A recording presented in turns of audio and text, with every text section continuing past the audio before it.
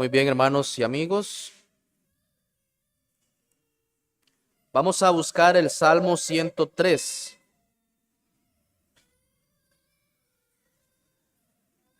Salmo 103.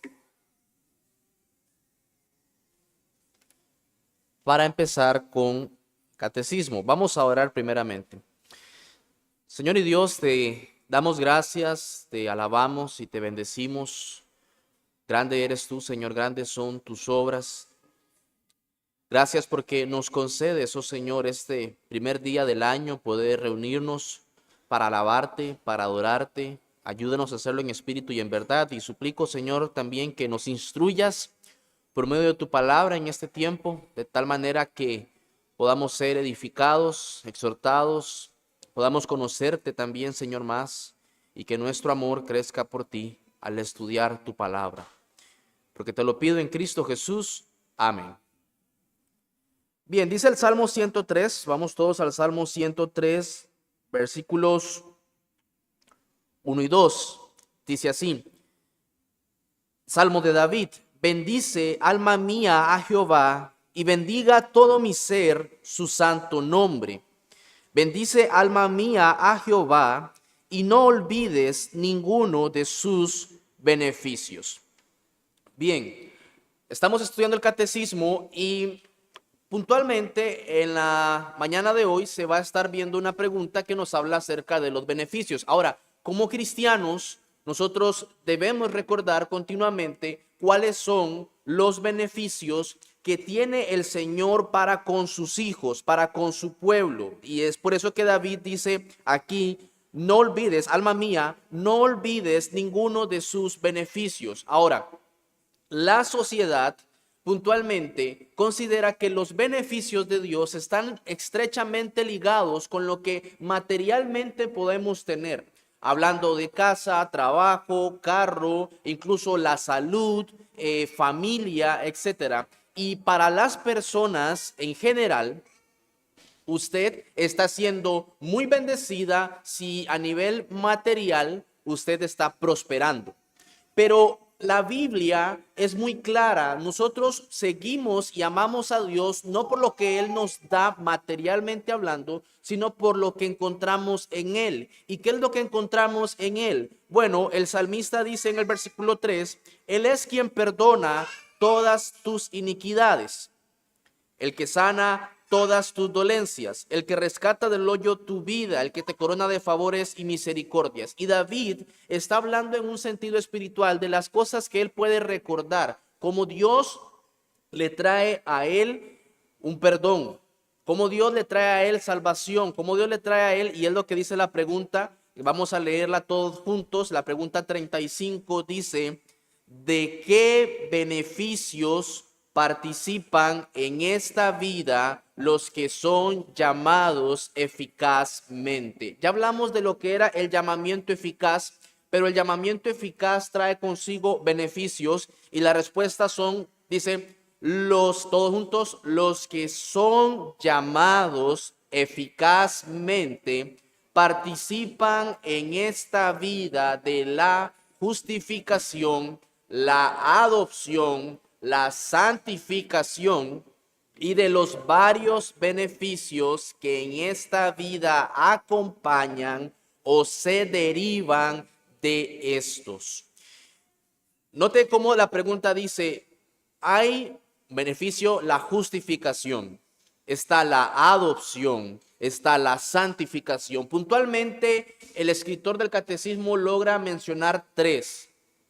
Dice justificación, adopción, santificación, y luego habla de los varios beneficios que en esta vida acompañan o se derivan de estos. O sea, la justificación deriva unos beneficios, la adopción deriva otros beneficios, la santificación deriva otros beneficios. Y nosotros, como cristianos, tenemos que ser conscientes de que somos realmente beneficiados de alguna forma con ese llamamiento eficaz. El Señor nos llama eficazmente, nosotros atendimos a ese llamado porque sus ovejas oyen su voz y le siguen, y por la misericordia de Dios escuchamos su voz, le hemos seguido, pero también traemos, o el Señor da a esto unos beneficios. Y por eso es que la primera pregunta dice, ¿es el llamamiento eficaz un gran beneficio? Y sí, es un gran beneficio ese llamamiento eficaz. Ahora, puntualmente, cuando una persona es llamada eficazmente, es apartada de este mundo, recibe la salvación y con esto recibe la piedad. Y la piedad es el resultado a grandes rasgos, porque puede ser definido de muchas formas, de la manera amplia, la manera corta, pero a grandes rasgos la piedad es el resultado de una persona que ha sido transformado en su corazón, que ha sido renovada su mente, que ha sido convertido en su alma y en su ser, y dice que esa persona vive una vida de piedad. Los cristianos vivimos una vida de piedad. Los no cristianos viven una vida de impiedad. Se les llama por esos impíos. Impíos. No tienen temor, no tienen reverencia por Dios, no tienen amor a Dios, no le honran, no le buscan. Todo eso es lo que involucra la piedad. Todo eso es lo que involucra la piedad en el sentido de que el cristiano ama a Dios, le honra, le obedece, le sigue, es su deseo estar con Él, es su deseo agradarle a Él. Y Pablo dice, la piedad para todo aprovecha. Para todo aprovecha. Ahora, anterior a este versículo, vamos a 1 Timoteo capítulo 4, porque anterior a este versículo, Pablo está haciendo una referencia y habla acerca del ejercicio corporal. 1 Timoteo 4, 7. No, perdón, 4, 8. Vamos a leer del 7 la parte final. Dice, ejercítate para la piedad. Versículo 8. Porque el ejercicio corporal para poco es provechoso. Ahora, en el contexto de este versículo, Pablo conoce y sabe de una generación donde los griegos tenían gimnasios por todas partes. Había gimnasios en todo lado, y así como ahora es común adorar el cuerpo, en aquella época también lo era. Las personas se ejercitaban desde los 16, 18 años y bueno, se desarrollaba toda una clase de actividades ahí, y Pablo dice, mira, el entrenamiento físico es bueno, no puedo decir que sea pecado entrenarse o arreglar su cuerpo, pero Pablo dice, tiene una utilidad limitada, no desarrolla más que una parte de la persona y produce unos resultados que solamente duran cierto tiempo. ¿Por qué? Porque nuestro cuerpo es pasajero. Pero dice Pablo, ejercítate más bien para la piedad. Dice, el entrenamiento en la piedad desarrolla la personalidad total en cuerpo, mente y espíritu. Y sus resultados no son solamente temporales, sino también eternos. El cristiano no es un atleta de gimnasio. El cristiano es un atleta de Dios, si lo podemos comparar de alguna forma. Por eso dice, la piedad para todo aprovecha. Dado que la piedad es un resultado del llamamiento eficaz, este llamamiento tiene implicaciones y aplicaciones eternas. Por lo tanto, la piedad es un gran beneficio. Ahora, también este beneficio resulta inmediato. Por eso en Isaías 1:19 dice, si quisiereis y oyereis, comeréis el bien de la tierra. O sea, usted puede tener un beneficio al ser llamado eficazmente y lo tiene de manera inmediata. Vamos a leer unos pasajes. Necesito por lo menos unos voluntarios, alguien que me lea Juan 3:36. Levánteme la mano porque tengo que decir varios. Juan 3:36, Pastor Adrián. Juan 5:24, el hermano Erron. Juan 6:47, Fernando. Juan 6:54, ¿quién puede leerlo? Ok, el hermano Jerry. Y primera de Juan 5:12, el hermano Víctor. Ok, es un beneficio inmediato. puntualmente hay una de las cosas que uno hace a principio de año. Por ejemplo, hay ciertos ahorros que usted puede hacer, un ahorro para el marchamo, ¿verdad? Y usted dice, ok, voy a ahorrar este año para no pagar al marchamo al final del aguinaldo, para no estar corriendo al final del año, y usted empieza a ahorrar todos los meses y va a tener un beneficio, pero hasta dentro de 12 meses. Ahora, en la salvación, en el llamamiento eficaz, ese beneficio es inmediato. Cuando uno responde a ese llamado por la gracia del Señor, el beneficio es inmediato. Por eso dice, si quieren y oyen, van a comer del bien de la tierra. O sea, ya. ¿Quién lee ya Juan 3:36? Pastor.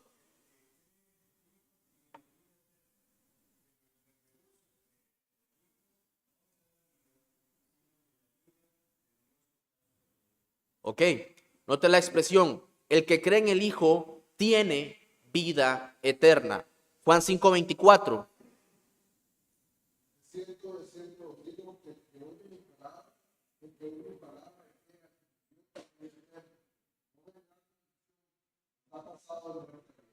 Una vez más dice, el que cree al que me envió tiene vida eterna. Juan 6:47. ¿Quién lo lee?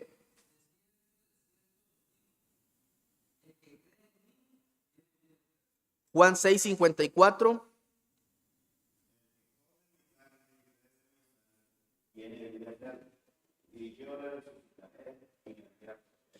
Primera de Juan 5:12.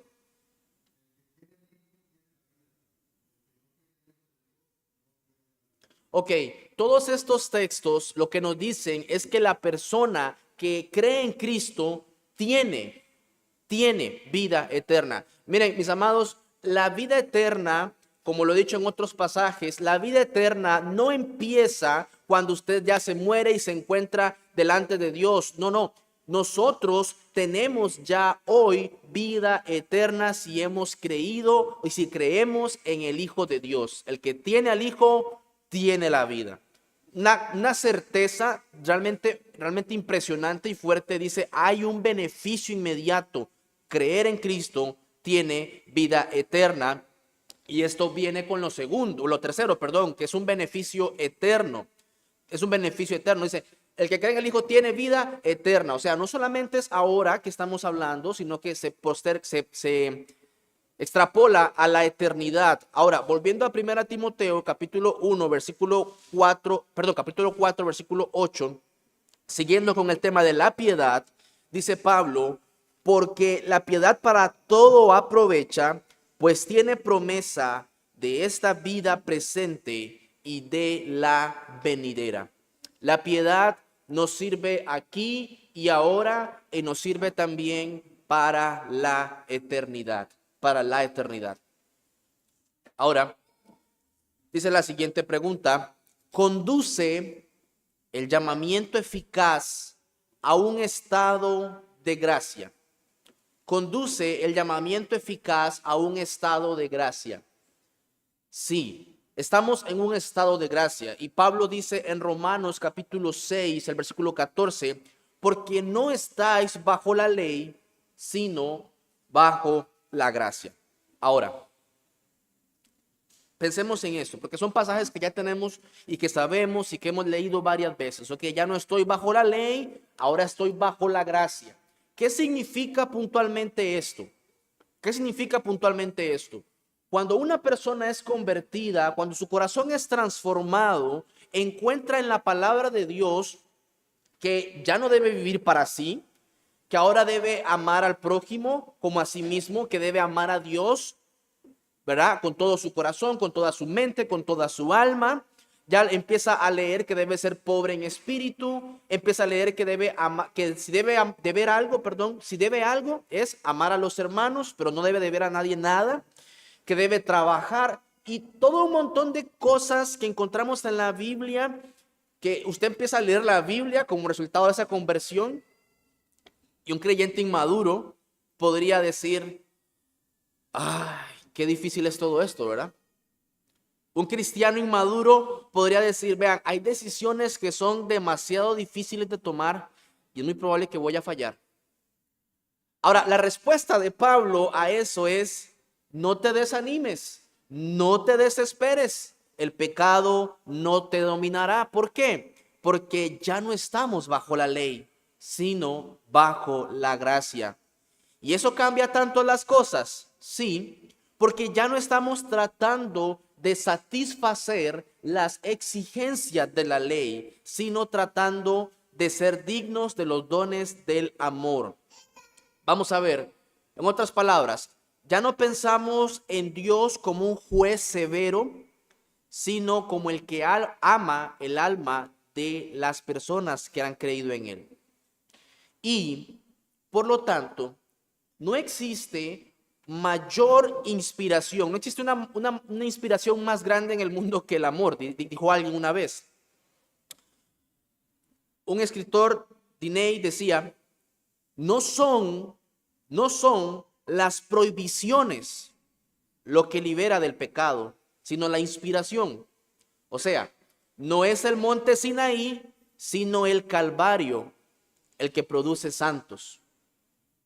Pablo dijo esto, que el amor de Cristo nos constriñe.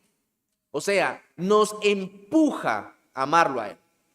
Dice, ustedes aman a Dios porque Dios los amó primero. ¿Cómo nos amó primero? Cuando envió a su Hijo. De tal manera nos amó que dio a su Hijo unigénito, para que todo aquel que en Él cree no se pierda, mas tenga vida eterna. Entonces, la inspiración del cristiano viene no del miedo del castigo de Dios, sino de la contemplación de lo que Dios ha hecho por él. Nosotros estamos siguiendo a Dios, estamos amando a Dios, estamos obedeciendo a Dios, porque hemos visto este maravilloso y gran amor de Dios. Y cuando nosotros perdemos de vista ese gran amor, esa gran gracia, esa gran misericordia para nosotros, ¿qué es lo que vamos a hacer? Vamos a empezar a disminuir en nuestra pasión por Dios y por Cristo. Así que si usted este año dice, oh, yo este año voy a esforzarme por leer y por orar y por seguir al Señor y por obedecerle, y voy a mortificar mi carácter este año más y todavía más, y voy a ser más fiel, usted lo que necesita es mirar a Cristo colgado en esa cruz y recordar que eso fue por amor. El llamamiento eficaz nos hace ver ese Calvario. No es que nos olvidamos por la ley, no nos importa la ley, no. Ya no estamos atemorizados por la ley, ahora vivimos por la gracia o en la gracia de Dios. Y por esto, el llamamiento eficaz nos conduce a un estado de consolación. Hebreos 4:3 dice, pero los que hemos creído entramos en el reposo. Los que hemos creído entramos en el reposo. Eso es otra cosa que nos da consuelo, nos da ánimo. Saber que creer en Cristo trae descanso a nuestra vida, trae descanso a nuestra alma. De hecho, Cristo dice, venid a mí todos los que están trabajados y cargados. ¿Y Él qué va a hacer con nosotros? ¿Con esas personas trabajadas y cargadas les va a dar más trabajo? No, dice, yo los haré descansar. Yo los haré descansar. Ese temor de cumplir la ley y darme cuenta de que no puedo cumplir los 10 mandamientos. Estamos estudiando la serie de los 10 mandamientos en el libro de Éxodo con el pastor. Y si usted lo ve, cuando usted lo lee, uno siendo creyente dice, ay, cómo me falta cumplir tantos los mandamientos del Señor. Pero ya no hay temor en mí. ¿Por qué? Porque ya entré en el reposo. ¿Cuándo? Cuando creí en Cristo. ¿Y eso qué me da? Consolación. ¿Eso qué me da? Ánimo, esperanza, gozo. Y también el llamamiento eficaz nos mueve a un estado de santidad. Nos conduce a un estado de santidad. Dice en 1 Tesalonicenses capítulo 4, el versículo 7, que no nos ha llamado Dios a inmundicia, sino entonces a esta santificación.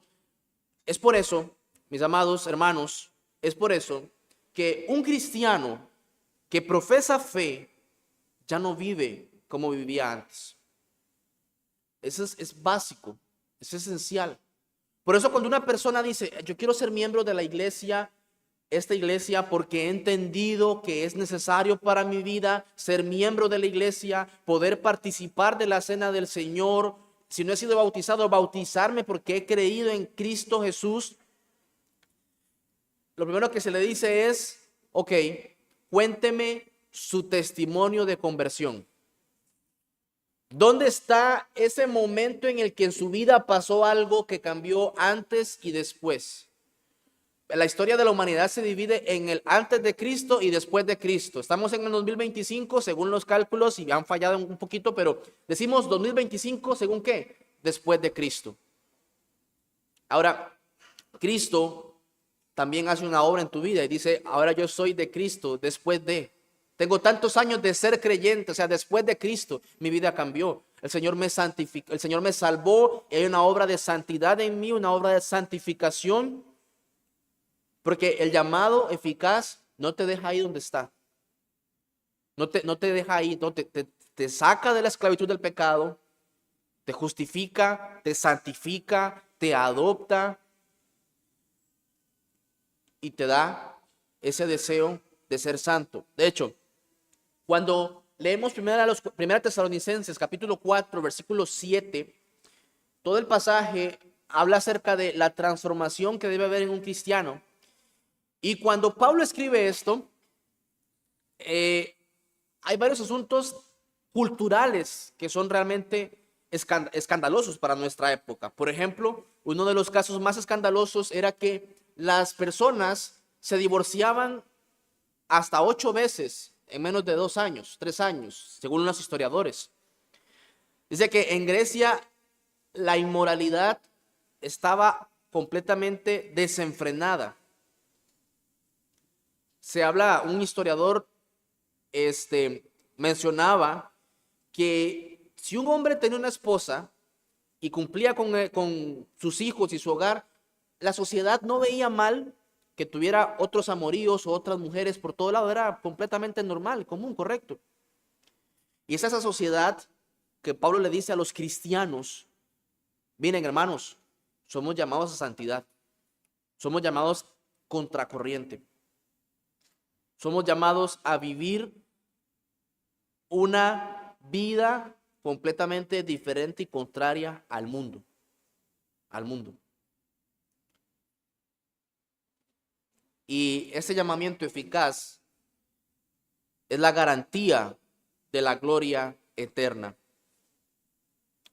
Dice el Salmo 84:11, porque sol y escudo es Jehová Dios, gracia y gloria dará Jehová, no quitará el bien a los que andan en integridad. Hay una garantía de esa gloria eterna y está en el llamado eficaz, y obviamente el llamado eficaz descansa en una serie de aspectos que acabamos de ver, como el Señor realmente me ha llamado, me ha transformado, ha cambiado mi vida. Ahora, como vimos al principio de la pregunta, uno de los beneficios es que somos justificados. Dice la pregunta, ¿son justificados aquellos que son llamados eficazmente? Sí, Romanos 8:30 dice, y a los que predestinó, a estos también llamó, y a los que llamó, a estos también justificó. O sea, lo llamó y lo hizo justo delante de Dios.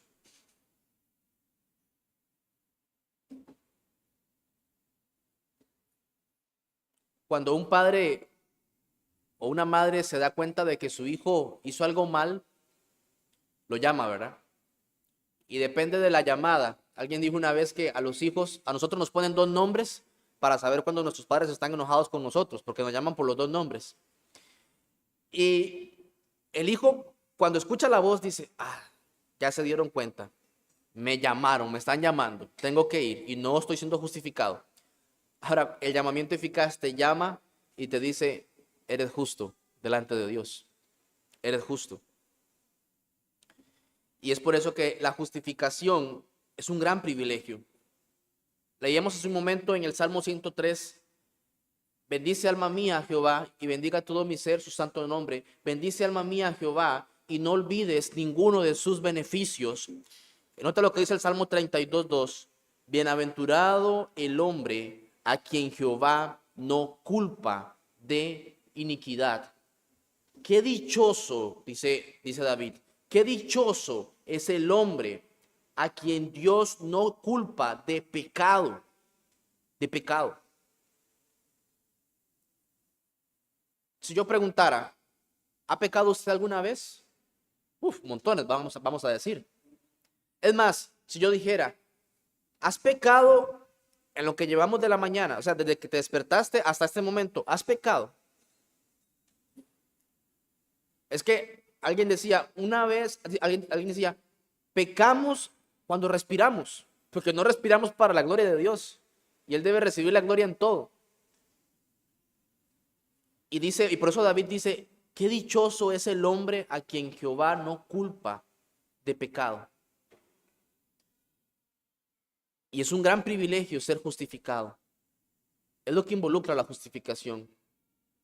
El ser ya hechos justos y limpios delante de Dios como resultado de esa obra salvífica de Cristo Jesús al llamarnos. Es la justificación el privilegio seguro y duradero de todos los santos. Sí, Romanos 8:1. Ahora pues, ninguna condenación hay para los que están en Cristo Jesús. En Cristo Jesús. El punto es este, dice, nadie está excluido si cree en Cristo Jesús. Pero los demás, ¿qué pasa con los demás? ¿Están todos los demás excluidos de la justificación? Hechos 8:23 dice, porque en hiel de amargura y en prisión de maldad veo que estás. Esta es la historia, o el texto nos habla de un hombre que creía que la salvación y la justificación se podía comprar. ¿Recuerdan? Simón el mago. Y este hombre aparentemente creyó. Este hombre hasta se bautizó. Pero luego que vio a Pedro haciendo milagros por la obra de la gracia del Señor, del Espíritu Santo, viene este hombre y le dice, yo quiero también de esto. ¿Cuánto cuesta poder tener ese milagro, esa capacidad de hacer milagros? Y Pedro se vuelve y le dice, en hiel de amargura y en prisión de maldad veo que estás. O sea, no ha entendido nada. No ha entendido nada de la salvación. No ha entendido nada de la obra de Cristo. No entendió nada de la justificación.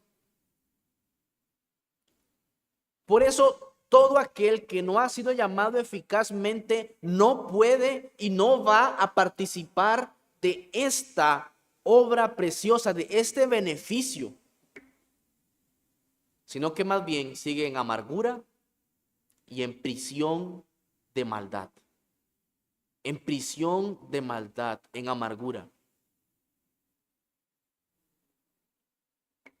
Ahora, habiendo dicho la justificación, pasamos a la adopción. ¿Son adoptados todos aquellos que son llamados eficazmente? Sí. Te llama, te justifica y te adopta como su hijo. O sea, no solamente te dice, ya eres limpio en la sangre de Cristo Jesús, como dice el himno, ya estás siendo limpio, justificado. No. Sino que ahora también pasamos a ser hijos de Dios. Hijos de Dios. Y es que los beneficios son incalculables. O sea, esta obra de adopción es incalculable. Dice Gálatas 3:26, pues todos sois hijos de Dios por la fe en Cristo Jesús. Y eso también genera otro punto, y es que no todos son hijos de Dios. No todos son hijos de Dios. Solo los que son de la fe en Cristo Jesús. Ahora, eso también significa que no significa que por ser miembro ya soy hijo de Dios. No, no, no. Es por la fe en Cristo Jesús. Pero es el resultado inmediato de que alguien que tenga fe en Cristo Jesús también anhele ser miembro de una iglesia local. Pero eso es otro tema. ¿Es la adopción un gran ejemplo del amor de Dios? Sí. Dice, mirad cuál amor nos ha dado el Padre para que seamos llamados hijos de Dios. Ahora también somos llamados hijos de Dios. Y es la adopción una gran bendición para los hombres. Dice Pablo, y si hijos, también herederos. Herederos de Dios y coherederos con Cristo. Vean, ya era suficiente con que hubiéramos sido justificados. Ya era suficiente.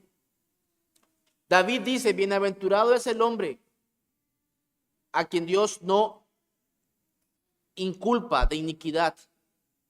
Pero no bastando esto solamente, sino que también nos hace sus hijos, herederos de Dios y coherederos con Cristo.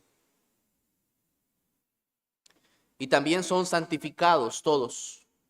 Note cómo Pablo le llama a los corintios a los santificados en Cristo Jesús.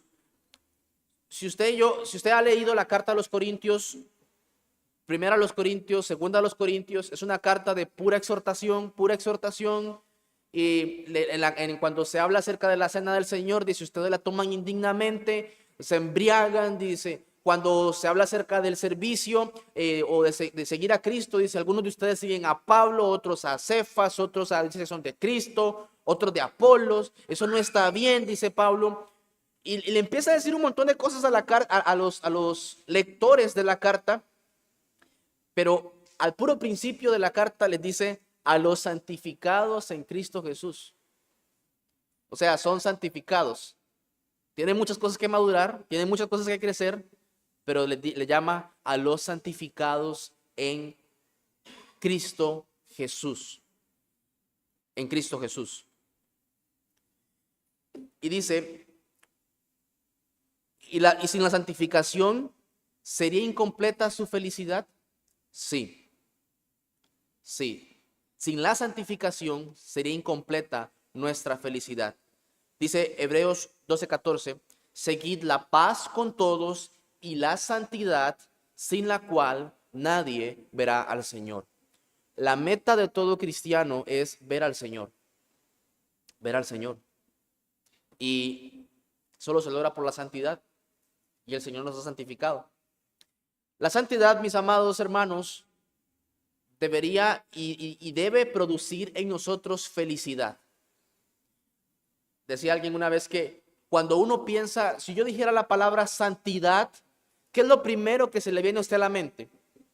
Posiblemente usted cuando escucha la palabra santidad se le viene a la mente algo muy blanco, muy puro. Posiblemente se imagina querubines o ángeles y cuando piensa en santidad, una serie de cosas, pero pocas son las personas que pueden decir, cuando yo pienso en santidad, pienso en felicidad, en alegría. La gente actualmente tiene el concepto como que santidad es una cara larga y amargada y triste, pero no es así. Para el cristiano la santidad debería y produce gozo. Dice en Salmo 16:11, me mostrarás la senda de la vida. Dice, en tu presencia hay plenitud de gozo, delicias a tu diestra para siempre. La santidad produce gozo en nosotros. Déjame hacerte una pregunta. Cuando estás teniendo una muy buena racha, vamos a verlo así, como una muy buena racha de lectura y oración, todos los días, sin fallar. Llevas un mes orando y leyendo la Biblia todos los días, sin fallar, extrayendo pasajes, viendo cómo Dios te habla. ¿No produce eso en tu alma un gozo? una alegría, una consolación, un ánimo. Pero cuando más bien tienes una vida irregular en la oración, pasan 2, 3 días sin orar o sin leer fervientemente y ves como tu vida está así en un vaivén, no produce eso más bien tristeza, angustia, quebranto. A veces hasta puedes dudar de tu salvación. ¿Será que el Señor ha obrado en mi salvación? Porque no estoy leyendo, no tengo ánimos de orar y de leer. Hermanos, el acercarse a Dios es el bien. Pero dice la Biblia también, acercaos a Dios y Él se acercará a vosotros. Y cuando Él se acerca a nosotros, experimentamos esa felicidad que solo nos trae la santidad en Dios. Seguimos. Tienen aquellos que son llamados eficazmente el derecho de participar de todas las bendiciones del pacto. Sí, todo es vuestro. ¿Pueden ellos recibir la consolación que proviene de todas las demás bendiciones del pacto? Sí. Dice Pablo, como entristecidos, pero siempre gozosos, como pobres, pero enriqueciendo a muchos, como no teniendo nada, pero poseyéndolo todo. Hay bendiciones en medio de este tiempo, esta vida de angustia y calamidad. Y el caso de todos ellos sin excepción. Sí, todo aquel que cree. Dice, porque no hay diferencia entre judío y griego, pues el mismo que es Señor de todos es rico para con todos los que le invocan. Si usted ha creído en Cristo, si usted le ha visto a Él en arrepentimiento y fe, usted puede tener la seguridad de que puede disfrutar de estos beneficios. Hay una parábola en Mateo capítulo 25, versículos del 1 al 15, que es la parábola de los obreros de la viña. ¿Se acuerdan de la parábola? Bueno, en esta parábola se nos habla de que el hombre de familia salió a la plaza a buscar personas para que trabajaran en su viña. Y recuerdan que el hombre de la viña contrató a unos que estaban ahí en la hora primera, luego fue más tarde y luego fue más tarde. Y les dijo, a la última, ya faltaba como 1 hora para que el día de trabajo acabara. Y les dijo, vengan a trabajar a mi viña. Tengo trabajo para ustedes. Y esos hombres se fueron. Esos hombres se fueron esperanzados. 1 hora de trabajo. Ahora, si una persona fue a trabajar 1 hora de trabajo, es porque 1 hora de trabajo era mejor que no tener nada. Dice, aunque sea 1 hora, yo voy a ir a trabajar. No me importa lo que gane. Es mejor que llegar con nada a la casa. Y ellos trabajan y empiezan a pagar, empiezan a recibir el salario. Y la persona que trabajó 1 hora recibió el jornal completo. O sea, recibió el salario completo, un denario. Si no me equivoco, un denario. Y los otros hombres que empezaron desde temprano dijeron, wow, nos van a pagar más a nosotros probablemente. Pero cuando se acercan, recibieron lo mismo que los que llegaron de último. Y se molestan. ¿Por qué les pagó más? ¿Por qué les pagó a ellos lo que nos pagó a nosotros si entramos a trabajar desde temprano? Y el señor de la parábola, el padre de familia, les dice, mira, vean, yo soy bueno y les he dado a ellos. No te he dado menos a ti, te di lo que te dije que te iba a dar. Pero a ellos les quiero dar también lo mismo que a ti. No hay ningún problema, no estoy siendo injusto, estoy siendo generoso. Miren, mis hermanos, nosotros somos las personas que estábamos en la última hora de trabajo y llegamos a trabajar y el Señor nos está pagando de manera sobreabundante. Todo lo que Dios da es de pura gracia. Todos los beneficios nos son dados a nosotros por creer en Cristo. Ya sea que hayas creído desde que estás en el colegio posiblemente, o si has creído recientemente, o si tal vez creíste a lo último de tu vida. el Señor también te dará todos los beneficios que conllevan creer en Él.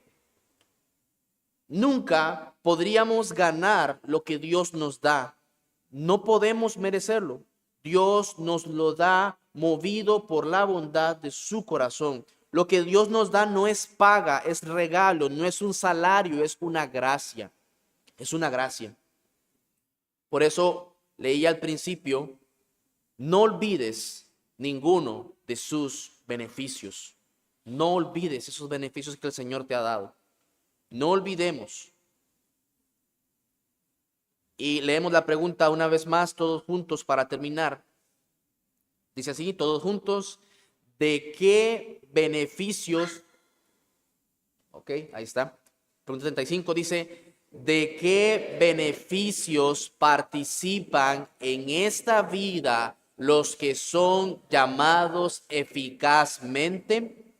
Los que son llamados eficazmente participan en esta vida de la justificación, la adopción, la santificación y de los varios beneficios que en esta vida acompañan o se derivan de estos. Gloria al Señor porque nos ha dado de esos beneficios. Quedamos en el tiempo del receso. A las 10:30 iniciamos con nuestro culto matutino. El Señor les bendiga.